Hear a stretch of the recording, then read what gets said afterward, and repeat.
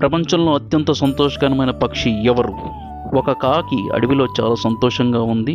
అది తెల్లని హంసను చూసింది. అబ్బో, ఇది ఎంత తెల్లగా ఉందో, సో ఇదే పెద్ద సంతోషకరమైన పక్షి అయి ఉంటుంది అనుకుంది. కానీ హంస, నాకంటే 2 రంగులు ఎక్కువ ఉన్న చిలకే చాలా సంతోషకరమైన పక్షి అని చెప్పింది. కానీ చిలక, నాకంటే 3-4 రంగులు ఎక్కువ ఉన్న నెమలే చాలా సంతోషకరమైన పక్షి, చాలా అందంగా ఉంటుంది అంది. ఇప్పుడు కాకి జూ ప్రదర్శనశాల నెమలిని చూడడానికి వెళ్ళింది. జనం అందరూ వెళ్ళిపోయాక నెమలితో, నువ్వు చాలా అందమైన పక్షివి, నిన్ను చూడటానికి రోజు వేలాది మంది వస్తారు, కాబట్టి నువ్వే చాలా సంతోషకరమైన పక్షివి అంది. ఇప్పుడు నెమలి భారంగా, నా అందం వల్లే నేను జూలో బందీ అయ్యాను. ఇక్కడ బోనుల్లో లేని ఏకైక పక్షివి నువ్వు మాత్రమే.